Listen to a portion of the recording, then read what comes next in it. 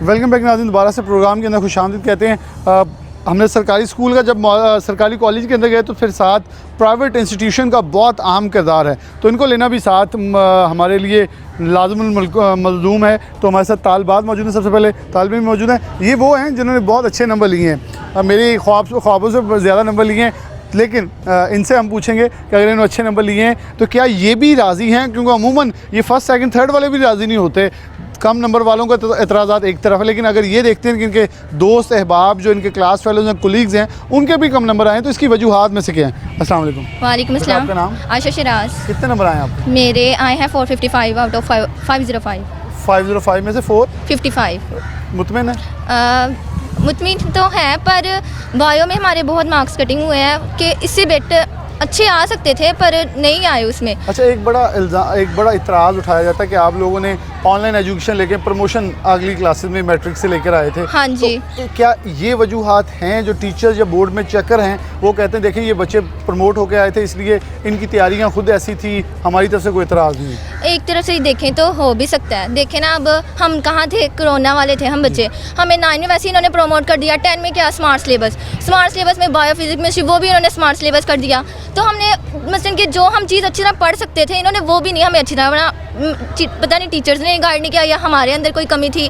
तो बाकी मुझे भी ये लगता है कि गवर्नमेंट में कुछ हुआ है कि वो समझते थे। अच्छा, आपके ख्याल में ये होना चाहिए कि अगर जितनी तैयारी उतना पेपर दिया जाए उतना चेक करने वाले होने चाहिए, उतनी। हाँ जी, कि देखिए ना, अब हमारे पास हम कोरोना से आए थे, इनको चाहिए था कि हमें थोड़ा टाइम देते, इन्होंने हमें टाइम भी बहुत कम दिया। कि देखिए ना, अब हमें अभी लास्ट पे हमारे कि सिलेबस अभी हमारे हुआ है लास्ट पे, ठीक है, तो अब हमें थोड़ा सा टाइम मिलना चाहिए था। चले आधा माह देते, एक माह देते, हमें टाइम मिलना चाहिए था कि हम थोड़ी सी और बेटर तैयारी कर सकें, पर इन्होंने नहीं दिया, हमें टाइम इन्होंने कम दिया। अभी 90% नंबर लेके आइए, टाइम कम दिया, लेकिन वो आपको शाबाश। अस्सलाम वालेकुम। वालेकुम सलाम। समरा तारी। आपके कितने मार्क्स हैं? 457 505 में से। आपके भी कम हैं? बिल्कुल। क्या वो कहाँ कमी रह गई, हमें भी थोड़ा सा बता दें। बायो और इंग्लिश में हैं थोड़े से, मतलब मेरी एक्सपेक्टेशंस जितनी थी ना कि मेरे आने चाहिए थे उतने मेरे नहीं आए।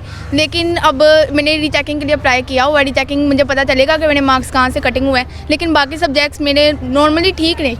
मतलब इस बार पेपर भी कुछ ना टफ आए थे, मतलब बायो का, मतलब उन्होंने हमें चेकिंग करना चाहते थे, हम कोरोना से आए हैं, हमें आता भी है ना कुछ, चेकिंग भी सटिक की है उन्होंने, पेपर भी ऐसे हमें टफ बना के दिए थे, इस वजह से हमारे इतने मार्क्स कम आए। लेकिन हमारी एक्सपेक्टेशंस इतनी नहीं थी, हम कुछ ज़्यादा ही एस्टिमेट कर रहे थे, उससे कम आए हैं। ये आपका इतराज़ है क्लास में बेशतर लोग बच्चों का आपके ऑलमोस्ट सबका ही है। सबका है? मेरी क्लास काफ़ी ऐसे फ्रेंड्स हैं, मतलब वो आई थिंक मेरे ज़्यादा उसके ज़्यादा नंबर आने चाहिए थे, लेकिन उससे भी कम आए हैं। उसके आर्ट्स सब्जेक्ट में नंबर, मतलब रैंडम नहीं है, किसी के साइंस सब्जेक्ट में नंबर कट रहे हैं, किसी के आर्ट्स में, कुछ नहीं पता चला कि क्या हुआ है। अच्छा, बच्चों का ये इतराज़ है कि हमें जितनी तैयारी थी उस हिसाब से हमें मुकाबले के लिए चीज़ें जो है प्रोवाइड नहीं की, यानी कि पेपर उससे ज़्यादा टफ आया। टीचर्स मौजूद उनसे बात करें। अस्सलाम वालेकुम। वालेकुम अच्छा, सलाम। आप कौन सा सब्जेक्ट पढ़ा रही? मैं यहाँ पे बायोलॉजी का सब्जेक्ट पढ़ा रही हूँ। अच्छा, इन दोनों का इतराज़ बायोलॉजी के रिलेटेड। क्या आपको लगता है कि आप लोगों को भी आगे इन्होंने पेपर डिस्कस किया होगा कि मैडम आज हमने ये पेपर दिया, ये हमने क्वेश्चंस किए, और पेपर्स आ भी जाते हैं उसके बाद के जो क्वेश्चन पेपर बाहर आ जाता है, क्या लगता है कि बच्चों की जो एक्सपेक्टेशन से हट कर रिज़ल्ट गलत आया है या चेकिंग में कोई प्रॉब्लम आई है? जी वाकई ये यहाँ पे है कि हमारी बच्चियाँ काफ़ी पढ़ने वाली हैं। अगर हमें इनका क्लास रिज़ल्ट देखा जाए और एज़ कम्पेयर टू इनका बोर्ड का रिज़ल्ट देखा जाए तो ये काफ़ी जो है ये पोजीशन होल्डर्स बच्ची हैं, इसीलिए इसके हिसाब से अगर इनका बोर्ड का देखा जाए तो वो काफ़ी हद तक लो है। इनके ये जो हैं ये ठीक हैं, लेकिन ये है कि इसका इफ़ेक्ट ये कोविड के थ्रू भी है, क्योंकि इनका स्मार्ट सिलेबस किया गया था, क्योंकि ये एफएससी में ज़्यादातर बेसिक स्टडी करवाई जाती हैं। फर्दर इनकी जब हम ये है कि क्वेश्चनिंग करते हैं तो इनके पास एक ये होता है कि ये हमारे स्मार्ट सिलेबस होने की वजह से ये थोड़ा सा ना हमसे बीच में से रह गया है, सिलेबस वो माइनस कर दिया गया है, जिसकी वजह से इनकी कुछ बेसिक्स हैं वो हम ये कोविड की वजह से नहीं करवा सके। लेकिन ये है कि इनका ये भी एक फैक्टर ठीक है कि ये इनको टाइम कम दिया गया है।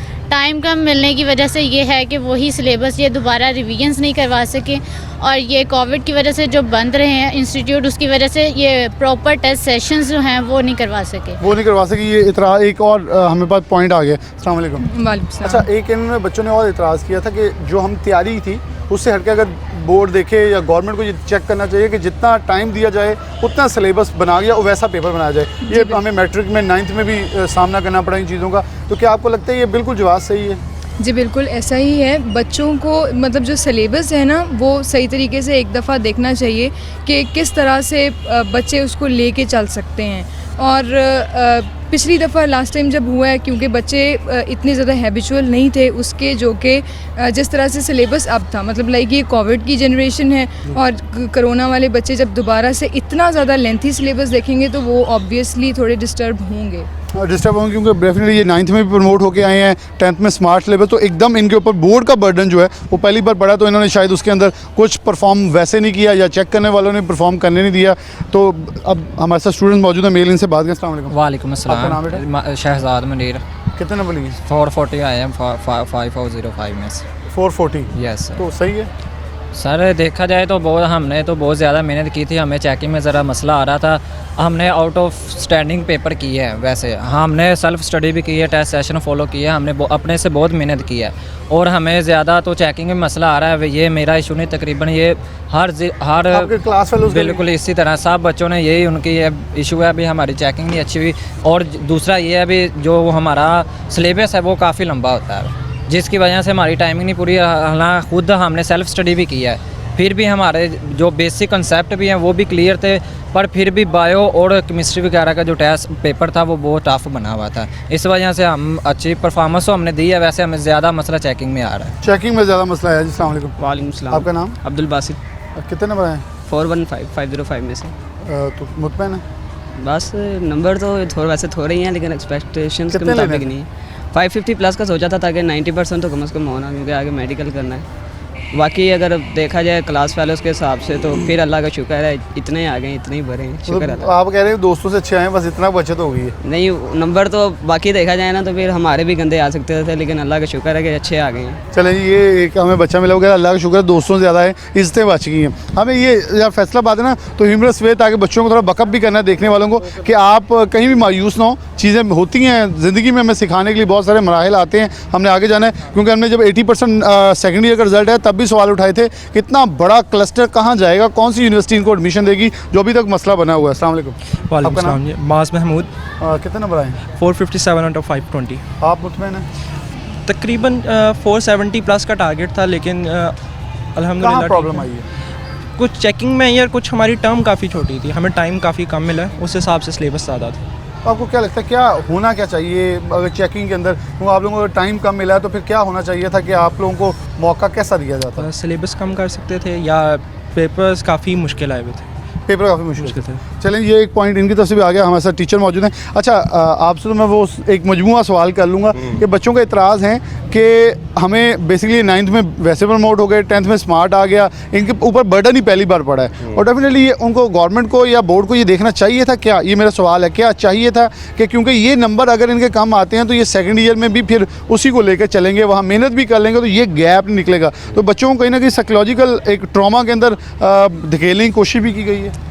जी बिस्मिल्लाहिर्रहमानिर्रहीम। बात तो आपकी ठीक है, लेकिन मेरे ख़्याल के मुताबिक बोर्ड वालों को एक सिंपैथेटिक अपनाना चाहिए था अपना बिहेवियर, कि स्टूडेंट्स वो जो कोविड से निकल के आए हैं, ऑनलाइन क्लासेस ली हैं या उन्होंने ली नहीं हैं, या उनके ऊपर इतना बर्डन डाला, उनको कोई किसी तरह से कोई फेवर दी जानी चाहिए थी। रादर ये हुआ कि बहुत से बच्चों ने चेक करवाए हैं अपने पेपर्स बोर्ड में से, and there are plenty of mistakes in that one, कि जिसके बच्चे के उन्होंने पेपर मार्क करवाए हैं। पाकिस्तान में कानून बन गया ना, सिर्फ काउंटिंग हो सकती, चेकिंग तो हो ही नहीं हो सकती है। मैं I know 2 or 3 people personally जो वहाँ गए हैं, and they got their paper checked over there, और वहाँ क्या निकला कि जी उसके 4 क्वेश्चंस जो हैं वो मार्क ही नहीं हुए, and they got only 60 marks out of 100, जबकि उनके 90 प्लस बनते थे, but they have not been given any right to check anything. अच्छा, ये एक बहुत बड़ा प्रॉब्लम जो हमें मैट्रिक के रिजल्ट के बाद भी हमने तालिब इल्मों से बात की, बहुत बड़ा सवाल था कि बोर्ड को इस हवाले से मैकेनिज्म बनाना चाहिए। बिल्कुल ये कानून बन चुका है, सुप्रीम कोर्ट ऑफ पाकिस्तान ने इजाज़त दे चुकी है, लेकिन ये नहीं है कि इसकी आड़ के अंदर कुछ टीचर्स जिनको एक दिन के अंदर 30 पेपर चेक करने, वो 100 पेपर चेक करके अपनी दिहाड़ी अच्छी लगा लें और स्टूडेंट्स का बेड़ा कर करके आप रस्ते पड़े। आपको जवाब तो देना पड़ेगा, ये दुनिया नहीं तो आखिर में तो जवाब देंगे, क्योंकि एक बच्चे का मुस्तकबिल है, और ये हमें सोचना होगा उन तमाम चेकिंग करने वालों को कि मैं इतराज़ नहीं कर रहा, लेकिन एक सवाल कर रहा हूँ कि क्या ये साइकोलॉजिकल ट्रॉमा जो हम क्रिएट करेंगे, इसका जवाब तो फिर किसी एक को देना पड़ेगा ना। एक ब्रेक लेते हैं, ब्रेक के बाद दोबारा हाजिर होते हैं।